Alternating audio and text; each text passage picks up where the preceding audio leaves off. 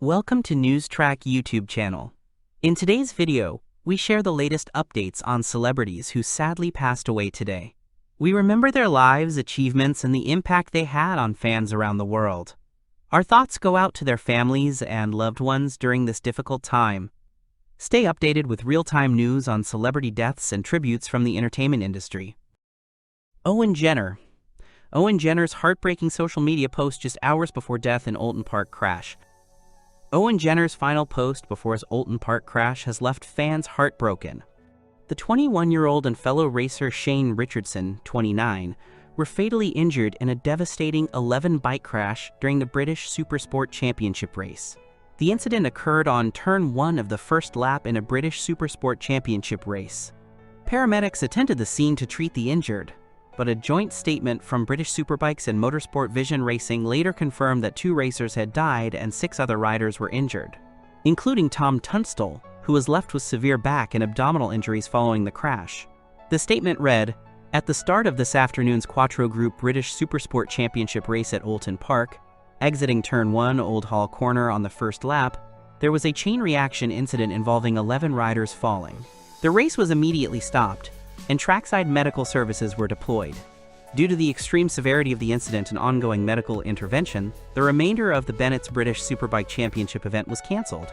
This catastrophic accident has tragically resulted in 2 riders being fatally injured, and another sustaining significant injuries. Owen Jenner, 21, was initially treated trackside and then taken to the Circuit Medical Center, where despite further resuscitation treatment, he died from a catastrophic head injury. Shane Richardson, 29, was initially treated trackside and then taken to the Circuit Medical Center before being transferred to Royal Stoke University Hospital with severe chest injuries. He died prior to arrival. Squire Parsons. Squire Parsons dead at 77. Southern gospel music icon, West Virginia native, Squire Parsons died of a heart attack Monday. He was 77. Parsons grew up in the Roane County community of Newton. He went to Spencer High School and then on to West Virginia Tech, where he graduated with a degree in music in 1970. Parsons taught school for a while at the same time beginning his ministry in Southern Gospel. He joined the West Virginia-based Calvarymen Quartet in 1969, and then became the baritone member of the Kingsmen Quartet in 1975. Parsons left the Kingsmen in 1979, deciding to focus on a solo ministry and songwriting. He wrote and began performing his most famous song, Sweet Beulah Land, in the early 1980s. He wrote more than 600 gospel songs in his decades-long career. According to the West Virginia Encyclopedia, which quoted a 2016 newspaper article, the inspiration for Sweet Beulah Land came from his childhood church in Newton. He remembered his father leading the congregation in singing, "Is not this the land of Beulah?" He recalled, "One morning, years later, as I was driving to my high school teaching job, my mind drifted back to a service in our little church. As I drove along, I was humming the old song about Beulah Land, which I had learned from the hymnal years earlier. As I topped one of the beautiful West Virginia mountains, I faced a brilliant sun in all of its glory. My thoughts continued to be about the singing in our little Newton church, but this time it was a different song, one that I had never heard or sung before." Health reasons were behind his decision to stop touring in 2019. Friend Mike Collins said Parsons was multi-talented. He was a great baritone, a singer, a songwriter, and nominated for the Dove Award in 1999. Julia Alexander. Julia Alexander dies at 57. Former Walters Art Museum CEO and Executive Director Julia M. Alexander died Sunday night at the Greater Baltimore Medical Center, the Baltimore Museum confirmed. The cause of death was a heart attack. She was 57. The Claremont, California native was named the Walters Director in 2013, the 5th in the museum's history, and the first woman to hold the position. In 2024, she left the Walters to become president of New York's Samuel H. Kress Foundation, which supports the studies of European art, architecture, and archaeology. She is survived by 2 children, Jack and Beatrice, her mother, Catherine Alexander, her former husband, Dr. John Marciari, and her sister, Kitty Alexander, according to a statement from Alexander's family provided to the Walters. Kate Bergen, who took over as the Walters' CEO and executive director in January, said in a statement that Alexander was both a mentor and a friend. We are deeply saddened by the passing of Julia Alexander, whose influence on this organization, and on all of us, is both lasting and significant, Bergen said. One of her most important contributions to the Walters was shifting the museum's focus toward creating greater and more meaningful engagement with our local community, a visionary decision to center our work on Baltimore and Maryland. Peter Bain, president of the Walters Board of Trustees, said in a statement that Alexander's leadership not only strengthened the museum's foundation, but also deepened its relevance and connection to the many audiences it serves. For many of us, Julia was more than a colleague, she was a friend, Bain said. She shared her deep love of art generously, along with a steadfast belief in its transformative power to bring people together. Jochen Mass. Jochen Mass dies at 78. Former F1 race winner and Le Mans victor Jochen Mass has passed away at the age of 78. Hailing from Bavaria in Germany, Mass switched from working on ships to becoming an apprentice at an Alfa Romeo dealership, where the owner fortunately took note of and encouraged his racing talent. In F1, he competed for a number of teams between 1973 and 1982, including Team Surtees and March Grand Prix, but his sole race win came with McLaren at the 1975 Spanish Grand Prix. This was overshadowed by a tragic fatal accident that saw 4 people killed, leading to the race being suspended. Mass achieved a further 7 podium finishes during his time with McLaren, but many of his achievements came when he stepped away from F1 and moved into European sports car racing. Mass's vast motorsport career saw him take the win for Sauber in the 1989 24 Hours of Le Mans alongside Manuel Reuter and Stanley Dickens, and he ultimately claimed a remarkable 32 World Championship victories in sports car racing.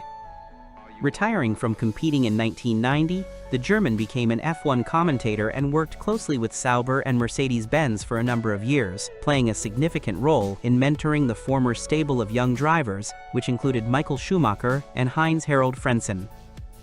I am deeply saddened to hear the news that my friend Jochen Mass has passed away, said F1 President and CEO Stefano Domenicali. He had an incredible life at the heart of our sport, and was a wonderful person who embraced life and loved Formula One. He will be remembered fondly by all those who knew and admired him. Our thoughts and prayers are with his family and friends at this very sad time. Tom Youngs. Tom Youngs died at 45. Youngs, who was diagnosed with multiple sclerosis in 2014, played 30 times for the Cobblers between 2003 and 2005, and also had spells at Cambridge United, Leyton Orient, and Bury. He died on May 4th in St. Nicholas Hospice at West Suffolk Hospital in Bury St. Edmunds. Tom's football journey began at just 10 years old when he joined Cambridge United, demonstrating exceptional talent and commitment from an early age. Determined to pursue his education alongside his sporting ambitions, he made the rare choice to bypass the traditional youth training scheme, instead focusing on his education. After a successful spell at the Abbey Stadium, Tom was signed by Martin Wilkinson in a last-ditch effort to help save Northampton Town from relegation to Division III in 2003. Hopes were high that his goal-scoring instincts would turn the tide, but his time at the club was marred by injury. Over nearly 3 seasons, Tom made 30 appearances for the Cobblers, with his playing opportunities repeatedly limited. Eventually, he was released early from his contract to pursue opportunities elsewhere in football.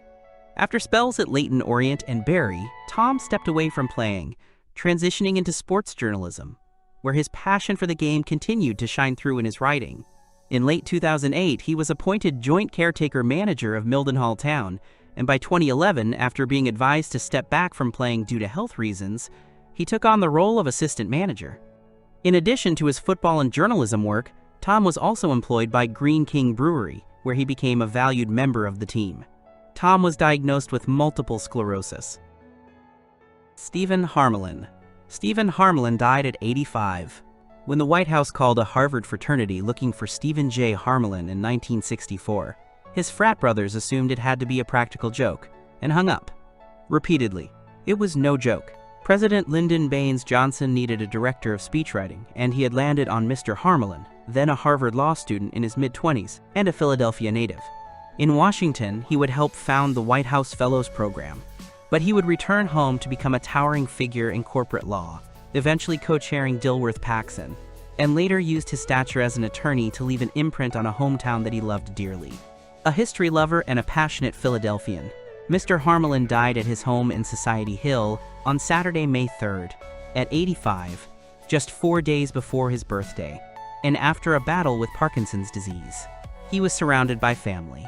Nearby were many physical monuments to his life: the Barnes Foundation, the Convention Center, the National Constitution Center, and other iconic institutions that Mr. Harmelin had a hand in.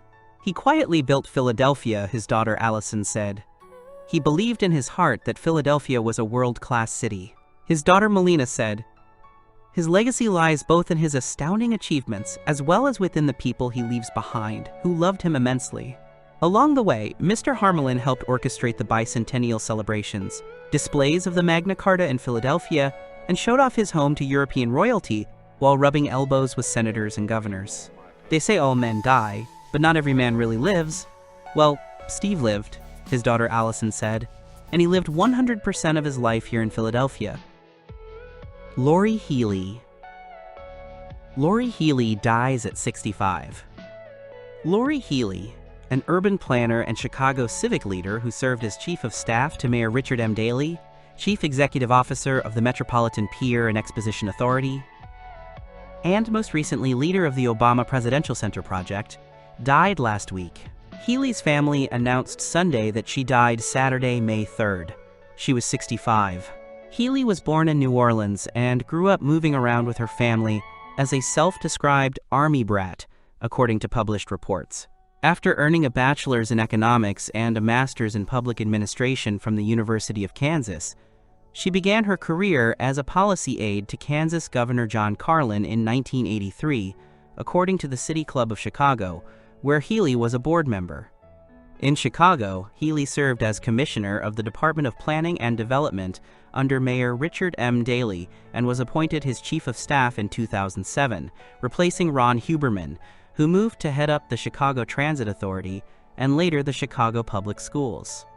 In 2009, Healy was appointed president of Chicago 2016, where she co-led Chicago's ultimately unsuccessful bid for the 2016 Summer Olympics.